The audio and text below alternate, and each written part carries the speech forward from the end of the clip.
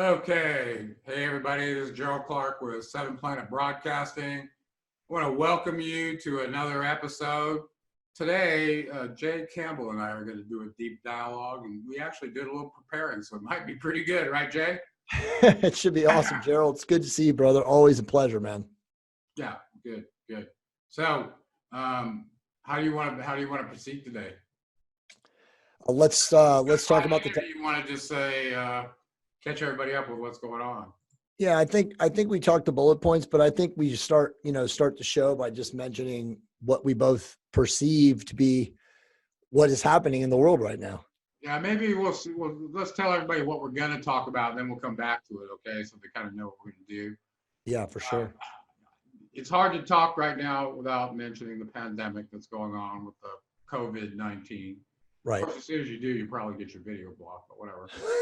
And then I'm going to put you in a position to ask you what you'd do if you were the ruler of a planet to make decisions about population and such, okay? Then we're going to go back and look at what the Anunnaki did in the past in their records relative to population control. Wasn't very happy, but it's documented to give you a basis. And then there's been some big events this year that have come up that kind of lead me to believe that we might be getting closer to a new world order, or at least the rollout of one. I think Jay agrees. And then maybe we'll talk about this new 5G business. It's been a lot of people are talking about it, and the fact that I'm an electrical engineer and I haven't said a word about it kind of gives me a little disdain. So I really should do that. So is that okay? Is that enough to talk about one day, Jay? Oh yeah. Okay. Plenty. Well, I know you live in California. I'm in ground zero. And I've been watching nuclear, biological, and chemical junk go on for years, because when I served in the military, we actually had to go in one of those chambers, where they gas you. Yeah. With a chemical agent. And then you put your protective mask on, and then you all that kind of stuff to get you an idea how bad this whole warfare business is. What you don't realize is when you're sitting around in one of these chemical suits at Fort Irwin, California, or in Iraq, in the desert, these things are charcoal lined and they're hot. So if you're there in a climatically challenging time, well, it's very hard to function. As a matter of fact, when it's really hot like that, the most you can do is sit there and be still and try not to hyperventilate yourself. It's that hot, especially when you have the mask on at the same time. So, so it's kind of crazy. I'm getting some flickering on the screen. I don't know about you. Well, Okay. like you said, when you joined the military in the United States, you pretty much have just donated your body to science, right? Oh yeah, you didn't have any choice about what vaccines you got when you went overseas.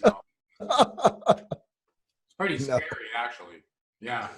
So let me tell you what I know.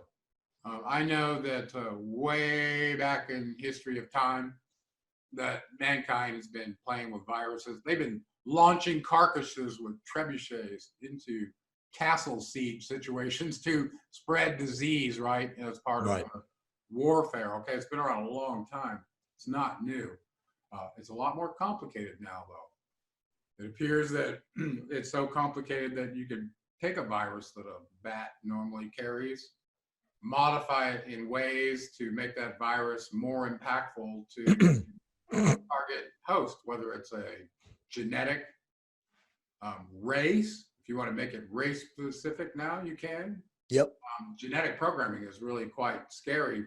And what I want to say about this particular one, it should be very, very obvious to most people that the only BDSL lab that could handle a virus like this in China was in Wuhan, right, where it broke out. So put two and two together.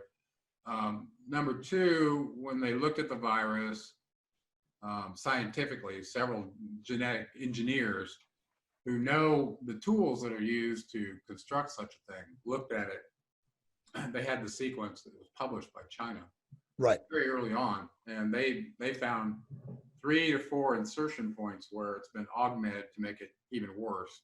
Number Right. one, it was augmented to make it live outside the host for a very long time. Like it's been reported 9 days or even Right. longer. It's been modified to make it an aerosol, not just droplets, so it can go anywhere smoke. Right.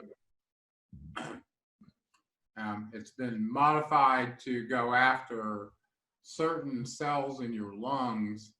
I think they call them ACE2, that are proteins that seem to be highly susceptible to the HIV virus.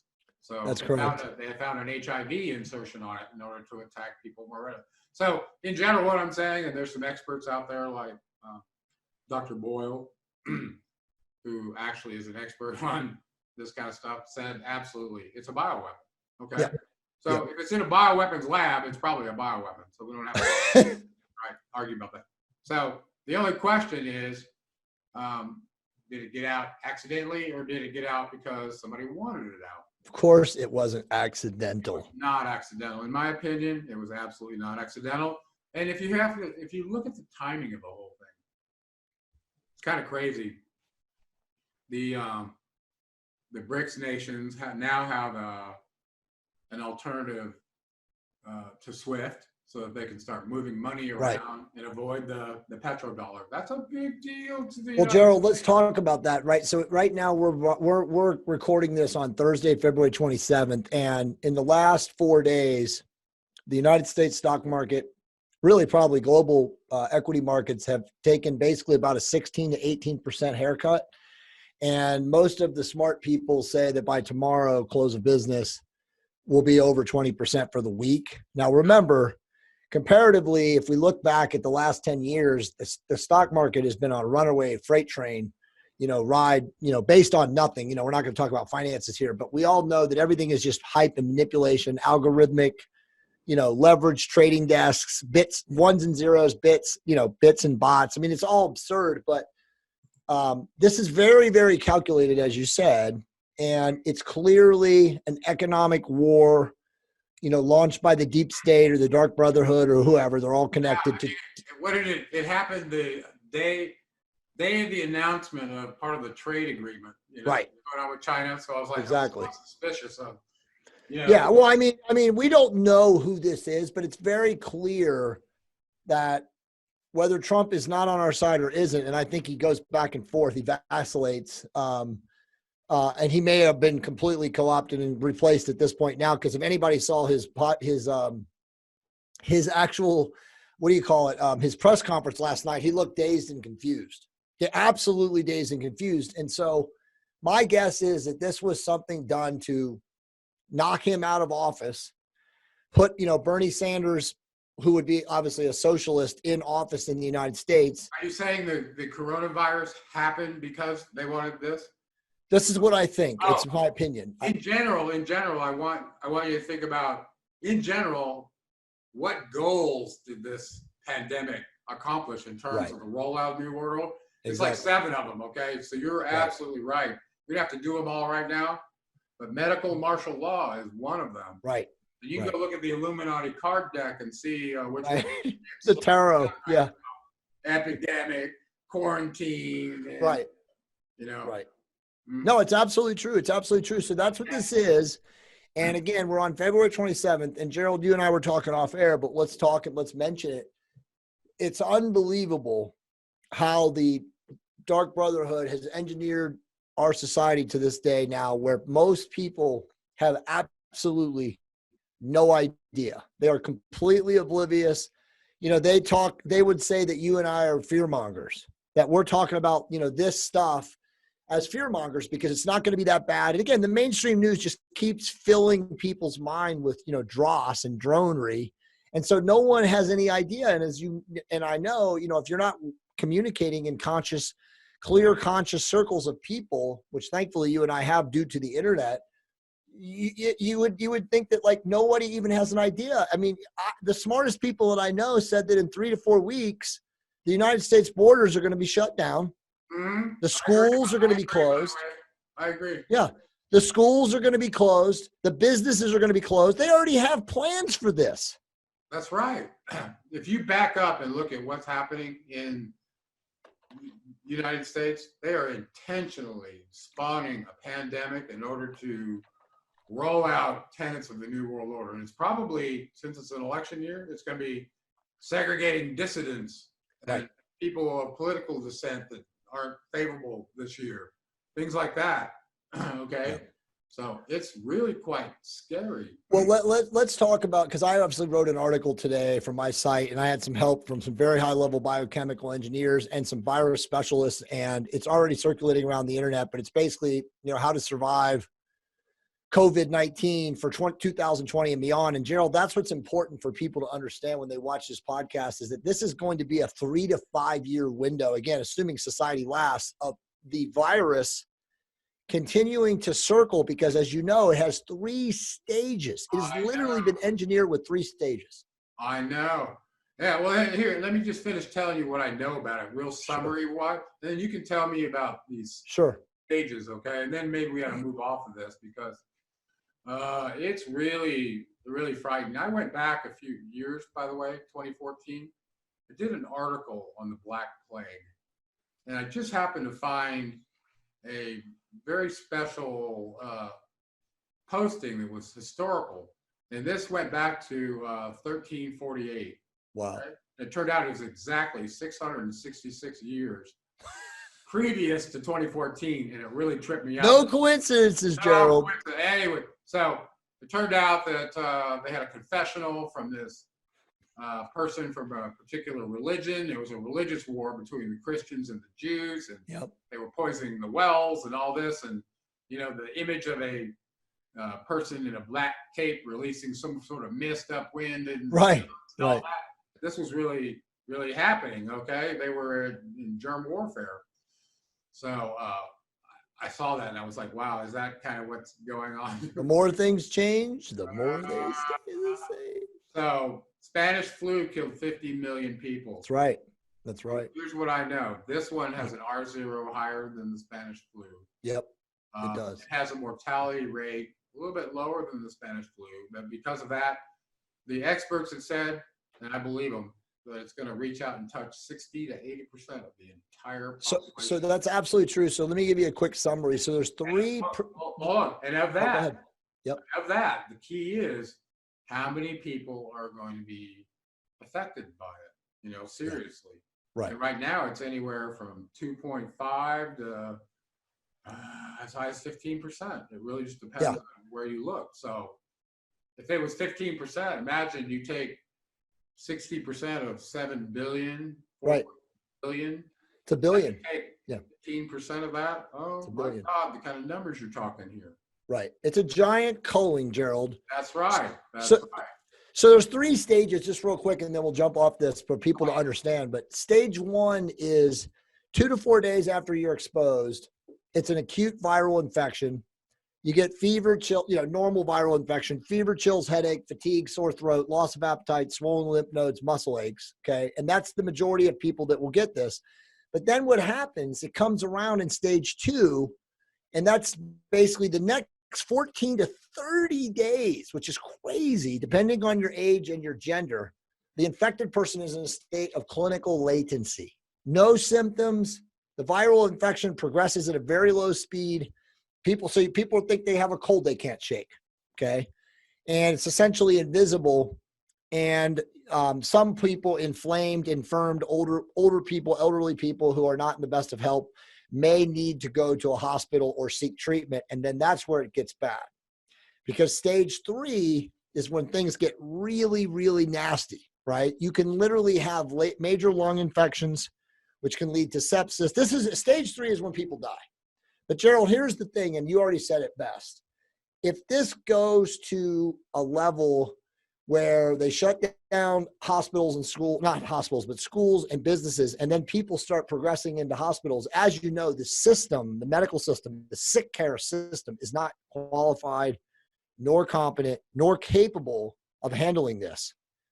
And so that's when it becomes a pandemic, because again, the system itself cannot sustain all of these people needing to be hospitalized for 30 days to 45 days. It cannot sustain that. They do not have triage capability. They don't. So what do you think is going to happen? Are these people going to be sent over? Well, so I mean, our modeling, the people that helped me write this, basically what you said, worst case scenario, 1 billion people are going to die. Best case scenario, it's, a Spanish flu. And the thing that people have to understand is the way this thing spreads is it will literally be a 3 to 5 year window of it continuing to circle the globe. So essentially, as you said it already, the infirmed are at high risk. Basically, anyone who's low vibration, highly inflamed, not taking care of themselves. By the way, smokers are toast. Really? If you're a smoker and you have chronic emphysema or any kind of lung irritation or just, blocked or occluded airways, you don't even have a chance if you get this. You're gone. Forget it. I mean, the symptoms are so bad in stage 3. It's like pneumonia, pulmonary embolism, lung fibrosis. Because remember, what it does is it creates a cytokine storm in the system.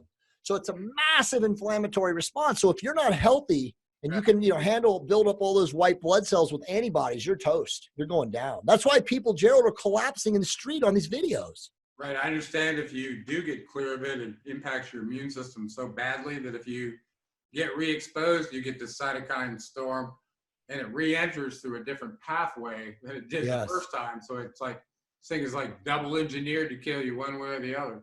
This is some nasty Anunnaki stuff. But let's skip number 2 and go to number 3 and talk about that. Because remember way back in the Atrahasis, when after 600 years, it was bellowing in the streets and Enel got pissed and he called a council meeting. Said, hey, these primitive workers are keeping me up at night and they're making a lot of noise. Yeah, dude. Get rid of them. And he started a series of actions to do just that. And one of those early on was he introduced cerebral disease to the people. And I'm like, holy shit. Yep. The beings, these ancient aliens, are willing to introduce disease into their hybrid population to cull them. Okay. And then later he did another one called the Saku disease that seemed to affect women in their birth cycle. Yeah. That? So, and then they've been doing that already, as you know, through the food and the GMO and the air. Food starvation, pestilence. Yep. To the point after was willing to do it to them for 6 years until they were selling each other in the markets. And then he still wanted to flood to get rid of the rest of them. So, there are factions of ancient aliens that don't view us very kindly. And from what I've read, we've had a complete system reset more than one time of our genetics.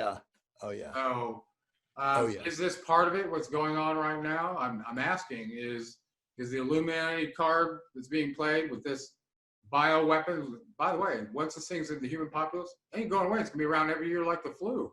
3 to 5 years. Yeah. For sure. Right. Yeah, and oh, by the way, if you're dumb enough to run out and get the vaccination, which, as you know, is thoroughly untested and is actually going to be made up of mRNA retrovirus technology. So literally, you're going to be putting in a human-created mRNA, encoded stuff into your body, which God knows what kind of frequency manipulation they can do after you have that injected into you. So listen, if you're watching this podcast and you're elderly, do not get a vaccination for this disease. Absolutely do not get vaccinated. Dude, the chances of your immune system being overrun if you're already infirmed or inflamed is so high, the chances of death are probably 50%. Yeah, I have to tell you, being from San Diego and knowing the tech companies there, just yesterday or the day before, I saw, and I think Gates invested in one. It's all Bill Gates. It's his. This is his. They patented the virus, but they already have the vaccine. And this guy at iNovo in San Diego, he goes, "Whoa, dude, we ran this simulation. Yeah, look, the Chinese posted. We had a solution in 3 hours." That's what he said. Really? It's a video. Dude, I know. Do not get vaccinated, people. For God's sakes. That's one of those things, Gerald, where it's like you get what you deserve in life, right? So if you stand in line to get a vaccination for this horrifically engineered Anunnaki bioweapon, then you deserve what's coming, dude. Well, my opinion, that goes with any vaccine now with what's going on with the New World Order. Oh, of course. Oh, it's a really sensitive topic. I don't think we want to mire the show down with. They did a whole movie on it, but no, absolutely. And both of my daughters totally unvaccinated, and I have to. My daughter Gerald is checkpoint in 5 months, and so we either have to leave California or have to homeschool. We have no option. Have to. There's no option. Hey, I'm going to put you in a position to be the ruler of the planet. Life feeds on life on this planet to keep things in check. Herbivores and carnivores, right? Yep. If you're the ruler responsible for all life on a planet, including population control of your hybrids, like you're in charge of mining gold, right? What would you do relative to the available resources to keep things in balance? If your population exceeds your resources, you end up with Jared Diamond's collapse. Exactly. Well, I think we're watching it right now. Right. So what do you do? Right. Well, I think we're watching it right now. We already know. You said at the beginning of the show that this bioweapon was engineered to attack specifically males older than 40, and those who have immune compromise, or who are immune compromised or have inflamed throats or respiratory irritants. And Gerald, oh, by the way, think of how many Asian men smoke cigarettes. Yeah, well, do you think, so in general, I agree with you. Okay, so suppose a government wants to cull its population and they use these kind of techniques. What I'm asking you as the ruler of the planet, what would you be willing to do to keep your population in control? Because this turns into ugly, no matter how you look at it, unless there's real genius in the genetics. Yeah, well, they got that too. I don't know. I'm one of those people. I have had a problem with seeing life feed on life my entire life. It's horrible, man. When I see a lion kill something on the African safari, I got to turn that channel off. Yeah, I know. I don't want to watch that. Gerald, I can't even kill a bug. When you raise your vibration to a level that, you and I have done it. But you see, as a co-creator of the creator of all, you don't want to do that and you don't want to see that. I think it's an anomaly. Okay, anyway. So sit on that, think about that. What would you do different in order to regulate life so it doesn't exceed the resources you were given to manage?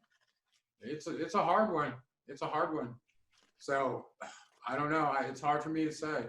I just don't know if we really truly know if we are at a point where the population has exceeded the real resources. We do know that from a population density standpoint, we only live on like 12% of the planet's, ground. I agree. It's just our stewardship of the resources that are here. We've always treated them as if they're infinite, scarce, right? And so there's been no conservatorship.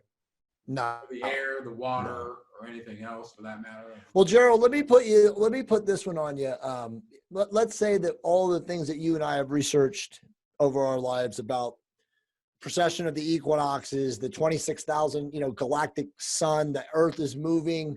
We're at that time where Nibiru comes, and we're moving into the age of light and reason. But there has to be a metamorphosis of not just the planet, but the people. So what if that's what is happening? But as you know, all the ancient texts, the Enuma Elish, the Atrahasis, the Bhagavad Gita, all of them talk about, in order to get there, we have to have, quote unquote, the rapture or the end times or the jubilee, all these things.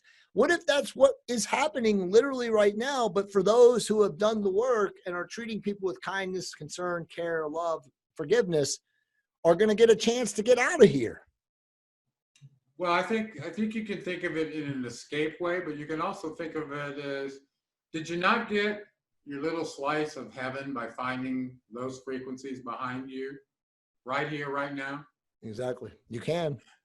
So while you're having this transient meat modem experience, you've actually been able to suddenly wake up from your avatar automaton mode and be an observer of yourself so that you can craft and manifest your life more like what you want, right? Versus 100%. Simply working as a telemetry meat modem for someone else. Yeah, 100%. I mean, we talked about it in our podcast at the beginning of the year, when me, you, and Matt and Rex did that show, that reunion show. And so I do agree. I firmly believe that when you move your vibration to this, into this blue range, they don't have power over you anymore. As you said, the creator of all has power over them. Right. You've chosen not to play the, let's repeat the chipmunk and the hamster cage routines over and over again. As soon as you decide to do that and you're off the wheel, I think we do have some degree of free choice. Well, they can't pick you up by the back of the collar and put you back on the wheel. You have to put yourself right. Right. So, but just so many people, as you know, are kept in their frequency of control and domination through the pursuit of materialism and materialism matter. All the things that are meaningless, as you and I know, when you're on the verge of changing focus, the death of the avatar body. mm-hmm. But people just cannot, for whatever reason, understand that the purpose of why they're here is not to, add money to their bank account or aggregate shiny things. It's unbelievable how they control them through the bread and circus of sports and entertainment and all the other nonsense that people just don't recognize who they truly are. And I believe that, those with soul, came here divine creators, extensions of the source. And they've been, through somnambulism, sleep programming, deep hypnosis, and obviously, as you said, these beings control the waveform. Mm-hmm. They literally can, keep you essentially asleep, just totally arrested of what's reality. Yeah, it's the power of tweaking with our skewed perception prism. Exactly. Because the more sophisticated the presentation tools get with video and such, hell, you can't even tell the difference between a real digital avatar and a person anymore. It's gotten so convoluted. So it's easy to fool. And it's always been kind of easy to fool people, actually. So those who are not willing to do the work, and as you know now, especially with technology, and like you said, Gerald, there's nothing new under the sun. They had this great technology with their little, things that they were holding, that are depicted in the ancient texts, and also the murals and stuff, the Mies or whatever, they had the tech even back then. It's just that we have lost our perception, as you said, of time. We don't even know. We're so kept locked into this vortex of, prison control, both heart, mind, chakras, that there's no way to even know until you start, going within and really doing deep contemplative, work, structural work like you do, the type of stuff I do. I mean, until you do that, you're never going to recognize like what is really real.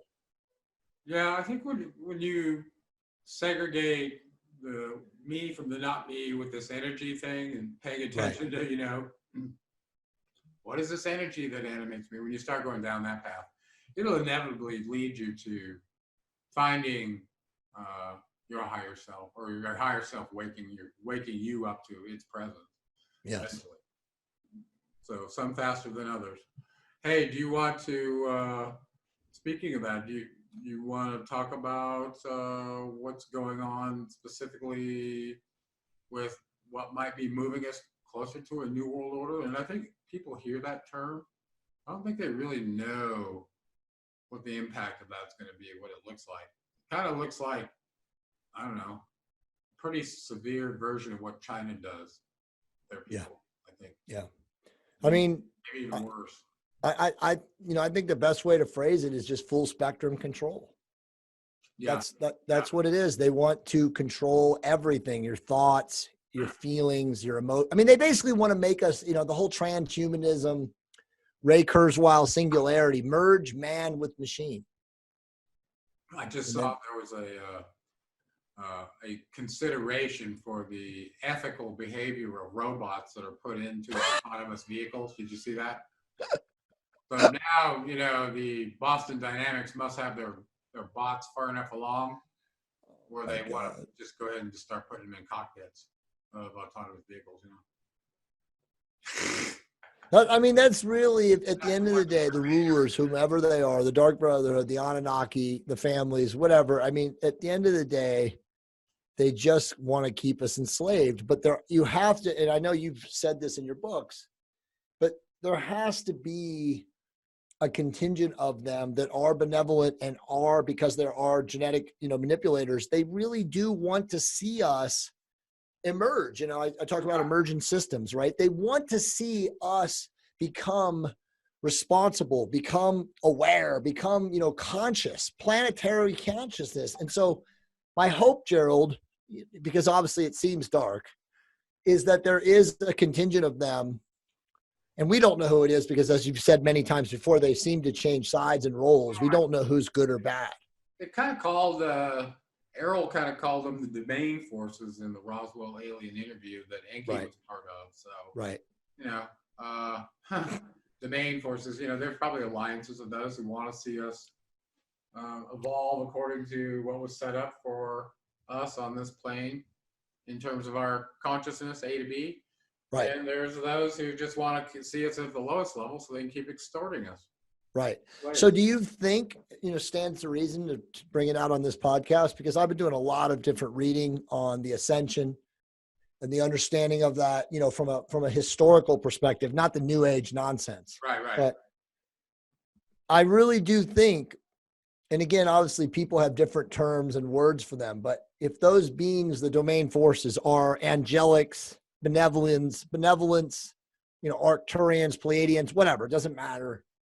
If they really are out there, wouldn't it make reason? And I know we hear all the stuff about it's universal law that they can't intercede or they can't intervene, but wouldn't it make sense that as this, again, procession of the equinox comes, this, end times that we're currently now in, which is obvious to anyone with ears to hear and eyes to see, we are in the end times right now. It's happening right now.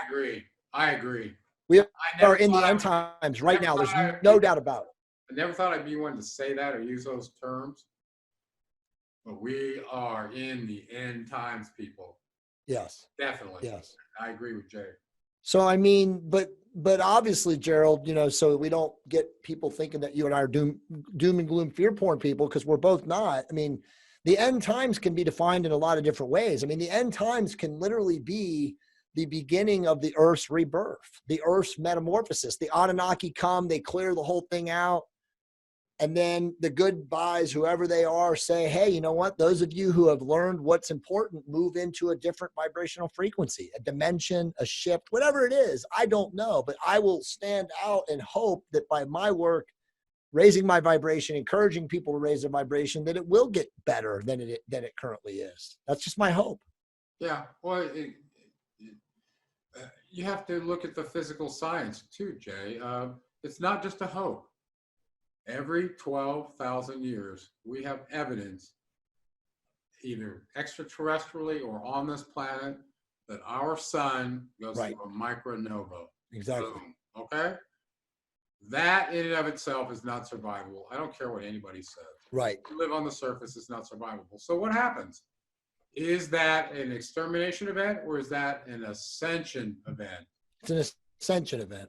That's what I want you to start thinking about, because as the sun starts changing its dynamo, your energy starts changing. It's preparing you for this new change. And I think that is truly what's going on. Gerald, I feel that in every fiber of my being. I've had literally in my dream time state, and I know now that when we sleep, that's when we're actually awake. This is the dream. Yeah. Well, yeah, Renee Descartes do that too. So if that's the case, we got nothing to worry about. You've already woken up your energy to realize that's coming. Right. You're participating with that. So it's only going to take you to that chart behind you where you want to go. Exactly. Right? Exactly. So if that's it, and the universe can't pour a frequency on you that you're not choosing yourself. Exactly. So if you decide you're going to be this frequency when the transition comes, then that's what you're going to be. So Gerald, how far is the obviously time doesn't even matter outside of the third dimensional aspect. What do you think though? When was the last 12,000 year ago solar micronova? And right now, I only have 2 data points. One from the Diehold Institute, right, who believes it was 12,068 years. So by the year 2049, he believes will be the next micronova. There's no way it takes that long. I don't know where the extra 68 years came appended to the 12,000 year cycle that was documented by Babaji, by Swami Yukasar, several ancient cultures who were dealing with long calendars, the Mayans, had pinned down a date when they thought this 12,000 year cycle of disturbance, meaning the sun got exposed to something that caused it to micronova. What's that? Yeah, What's exactly. in the galactic center where all the debris is, it catches it on fire hotter, okay? I'm just talking simple here. So we know this. We have the last 7 times in the record this happened. So the government knows the exact date when that is, okay? They absolutely do. And let me just say this to Very, that very point. close. It's very Gerald, we're so close. If you go out and where, you know, where you are in Mexico, I don't know if you can tell, but you're further south than me, so you should be able to. But the sun's rays, the intensity of the sun's rays right now is unlike anything I've ever felt in Southern California. It literally, they're burning. Like it's like a different form of UV when it's on your skin. Uh-huh. It's a whiter, hotter, more intensive light. So again, I do believe, you know, a lot of people will say, oh, it's just the grand solar minimum. We're about to enter an ice age. But I feel that we are closer to the micronova or the pulse. It does trigger an ice age. Of course it does, yeah. Yeah. Well, I think that frequency change of light that you're feeling has to do with the slow but eventual material that's on the sun that's not available for fuel now, but as it gets closer to the galactic center, gets more stirred up with stuff, apparently the magnetic ionization of some of the materials in the sun that aren't normally available for fuel suddenly become available for fuel. And that's when you get the micronovas, when it just bursts into a higher quantum of energy. Well, if this happens, then it changes all life. Well, one other thing about that, by the way, it's an ascension event to us, as far as I'm concerned. No, 100% agreement. We're definitely singing from the same hymnal. But I will say this for sure on that too, that what if the pulse, the micronova, also functions as a gigantic EMP to kill all of the demiurgic inorganic life in its forms, all this technology, all of this AI, all of this horrific, dark, black, you know, debauchery. What if it actually just literally pulses and kills all the inorganic life as well? It's possible. One other thing I want to add to what happens with the sun when it changes its frequency or its quanta. Yeah. And it's very regular. Okay. This is a universal clock that happens every 12,000 years. You've never heard about it because the government has hidden it, okay? Of course. Read Adam and Eve, the Chan Thomas story. He's describing what happens when a solar micronova happens. And they made it classified because they know he's right. It's a very severe event. And they don't want people panicked over it. But what I want you to hear from Jay and I is consider that this is an ascension level event. Okay, because if the quantum of the sun changes, all life changes. And that means the density of the molecular matter that forms life can change. Right. Which means it'll pop you into a new density, which is a new reality. Call it the new Earth if you want. But if you're living in a new density, a new reality, you've just ascended out of the old one or got a lateral transfer, depending on how you see it. True. Another dimension, okay? And there are lots of dimensions because they're only densities. And trip on this. In the final theory, suppose that the author was correct in saying that gravity is a constant expansion rate at the atomic level that we measured as 9.8 meters per second squared, okay? But if everything is expanding at that rate, then we could say its density is this at time t0, go forward in time, it's a linear expansion, we know how much it would expand in another amount of time, and its density would be that. Guess what? If you expose someone and change their molecular density at T0 to be the one at T1, they can time travel there because they're just changing their density, so their perception is just like the solar event I described to you. Right. Listen, that is a fact. That is how they do time travel. I found this out through the MK Ultra people who wrote a really brilliant article about it. It's real. They're always telling us. Yeah, Shane Bales has told me all of it's true. Yeah. Ascension is built into the system. Every 12,000 years, there's a window where if you're alive on this planet, it's available to you. And it just so happens that we are this time. And that is just phenomenal. Don't you agree? It absolutely is. So, Gerald, let's talk about what can people do right now. We're in the end times. We both admit it. We both know it. It's obvious. The dark forces are doing their end time script right now. They're trying to depopulate the planet. What comes next doesn't matter. World War III, more pestilence, more plague, whatever. What can people who watch this podcast do to increase their vibration, to get into the frequency necessary to make it out, to ascend? Well, I don't mean to be selfish here, but the only thing that comes to my mind where I've aggregated it all in one place is in the seventh planet, Mercury rising. Okay, figure out yourself from your not self. Start paying attention to the fact that you're an immortal being and overcome your fear of death. So you start living your life. And then there's things you can start doing in a daily routine. Everything from Kriya yoga, meditation, using frequency to change your mind state, affirmations. You do all this stuff, Jay, right? Absolutely. So people that don't, look at the difference in their life when they don't. That was unbelievable how deep we were right there. What happened? You just froze up there and I was like. Dude, honestly, I have over a terabyte up and down on the bandwidth here. So they just took us down. Yeah, well. We were talking about lack of fear of death. What's all right. You can edit it out.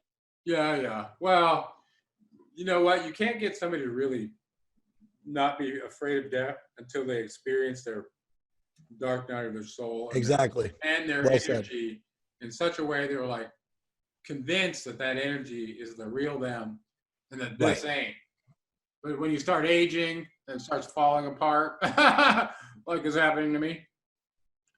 When you start both of older us. and your body starts changing, it helps you start being more open to the real you.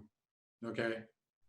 Yeah, you're 100% right. I mean, both of us have had dark nights of the soul, multiple ones in our life, and you can't, it's probably true. I'm glad you brought that up. It's probably, until you have those, you really can't identify with what is real and what is the matrix. Yeah, and actually it's gotten a little crazier even so still. When I worked at Cal IT2 at UCSD in Atkinson Hall, it was a 6-story building of nothing but high-tech, crazy stuff, Jay. Yeah. Right next to it, we had a wafer growing lab, okay? Nano wafers.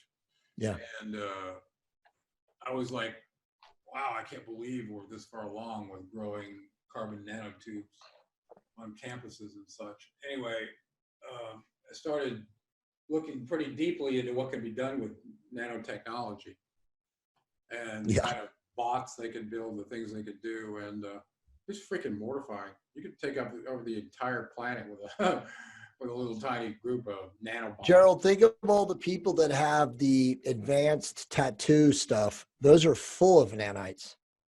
Yeah. Those people that put that ink on their body, that inorganic, whatever it is, that's literally their bodies are enslaved by nanites. Well, the reason I wanted to bring this up is there's a very close interaction with certain frequencies and nanites if you want them to, because they know what size they are. Of course. We're talking about 10 to the minus 9, okay, in size. So you can correspond wavelength, particle size, and frequency to whatever you want. Well, when you start getting into telecom frequencies, unlicensed microwave that goes all the way to 60 gigahertz and things like that, you know, all of a sudden you've got frequencies all over the board that either bump into particles or absorb into water, which means it would absorb into you. Okay. And people have been asking, well, you know, are things that radiate energy like cell phones and Wi-Fi stuff, are they dangerous to humans? And they've been asking this for a long time, and nobody's really given them significant answers. What I would tell you as an electrical engineer is if you've got something that's radiating and the energy is absorbing into water, meaning you can feel it making you warm, get it the hell away from you. That includes your cell phone in your pocket, near your body, anywhere, near your absolutely ear. It's a radiating device, and it was not meant to be next to a biological entity that's made of water that close. Okay, so get some sort of tether device, a cord that goes to your ear if you need to use it that way, but don't put it next to you at all, and never carry it near your genitals or area like that. You'll sterilize yourself. Okay? Yeah. Serious. Well, that's already happened, dude. That we have the lowest birth rate. So, in I history mean, of this the is just world. common sense, but I see people doing it everywhere. I don't even own one, Jay. I don't have a cell phone. Okay. Yep. Um, Smart. You're smarter than the rest of them. But I do want to say that I gave a couple links in the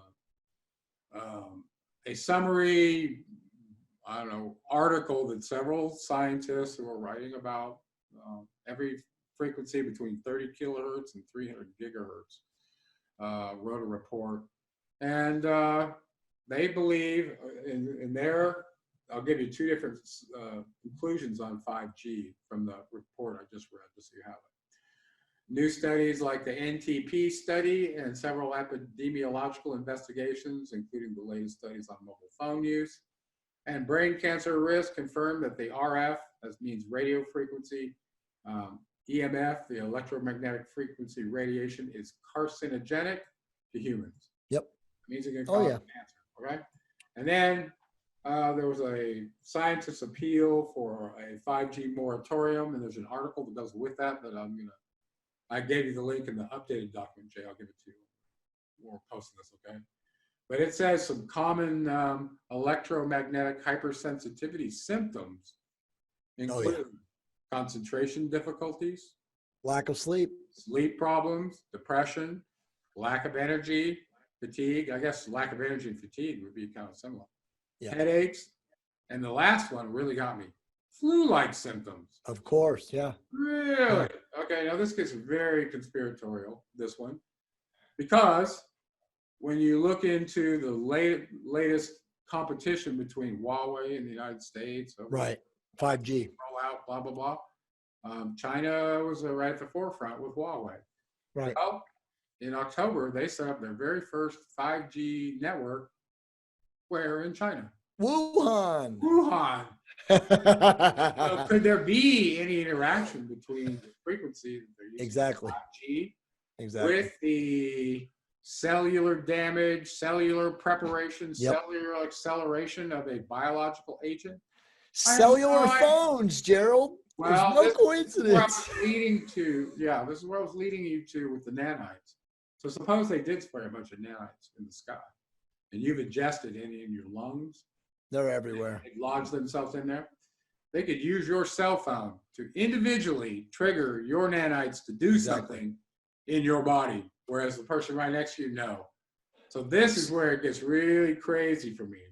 So absolutely, I agree with you 100%. And this is where I go back to the quantum understanding of things, that when you get your vibration to a level of resonance and cellular coherence, it can't do shit to you. But if you're down here, they can program you and tune you like a pitchfork. Absolutely. Tune you like a tuna fish, huh? Tune you like a tuna fish. Tune you like a piano, yeah. No, you're right. You're right. So the more you take control of your own energy and thoughts, the less somebody else can do it for you. Exactly. That's what you want. That's what you want. You want to be a sovereign being relative to the gifts the Anunnaki gave you to try to get out. And yes, we're trying to get out, but we're still in the world, just trying not to be so much of it. So well, it's like hold on, it's like you said, and this is important, and we can summarize this show, which I think is phenomenal. We have to do a little bit of editing because they tried to take us down. Tried being the operative word, because they didn't, Gerald. Oh, okay. But ultimately, as you said earlier, there's two choices for consciousness. And right now, 85% choose to exist in victim savior. I am not responsible. It's so-and-so's fault. Mommy and daddy didn't love me enough. And then when they do pull themselves up by the bootstraps, what is it? There's the savior, the guru. Gerald and Jay are my gurus, and they're going to save me. Or you can be like you and me, and it probably, if you believe Hawkins, he said 10 to 15% of the world, and maybe it's less, and become empowered and sovereign and take accountability and personal responsibility for everything that happens to you. Gerald, I'm constantly telling my 10-year-old daughter it's her fault. Now, I know that's a poor choice of words. I should say you're responsible, but I'm actually attempting to make her feel a little bit negative about understanding that everything that happens to her is basically her choice and her personal responsibility. And so I use that negative word. A lot of people say, don't say fault, but I'm using it for positive reinforcement. But anyway, the bottom line is you today watching this podcast right now can choose your template of consciousness. And if you choose to be empowered and sovereign, as you said, and do the things that you mentioned and that I mentioned in this podcast, you can absolutely lift yourself out from this matrix of Anunnaki and Dark Brotherhood deception and let the chips fall. When the ascensional moment happens, you're going to get out. Yeah. Well, even if you didn't, you're going to feel good about what you've done to facilitate the path of others, because that's really a big reason why we're still here once we wake up. Service. Right. Oh, we end it right there, buddy. I think it's been really fantastic. Gerald is phenomenal, man. Everything you've done to serve your community. I've been watching. I've known you a long time now.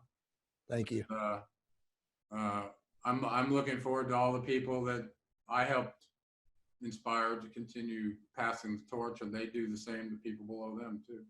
Gerald, man, I love you, brother, deeply, and I'm eternally grateful for everything you've taught me and pushed. You really were personally responsible for putting me on this path of being sovereign and free. And yeah, man, I mean, I always, like I said, I consider you a brother, a dad I never had. I mean, there's a lot of things I could say about you, but thanks to you, man. I feel the same way about you, Jay, and that's why I stuck with you, is because I could see that, you know, we're a father to everyone, we're a brother to everyone, and I'm really very happy for you where you've landed in manifesting your life and living out of fear and all the things that you've overcome. So much love to you and your family, and let's do this. And to you and yours too, If Gerald. the coronavirus comes and kills us all, we're gonna have done our mission, and we're gonna die happy. All right. And by the way, that is true. And if it does, then we'll be back as fast as we can as Ascended Masters to redo it all over again. Very possibly. I don't know. I got my eye on a celestial hammock, so we'll see. Gerald, something tells me that guys like you and I, there's always work to do. Probably. Okay, buddy. Blessings. All right, I love you, brother. Thank you so much. Have a great night. You too.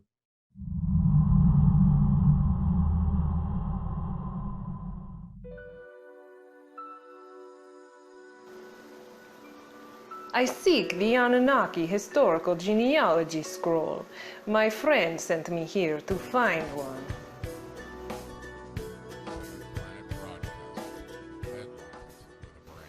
Boss, we have a visitor. Well, don't be rude. Make her feel welcome and offer her a scroll. You have a sales quota to meet this month. Quota, schmota, how about a raise? Right this way, ma'am. Seekers are welcome here.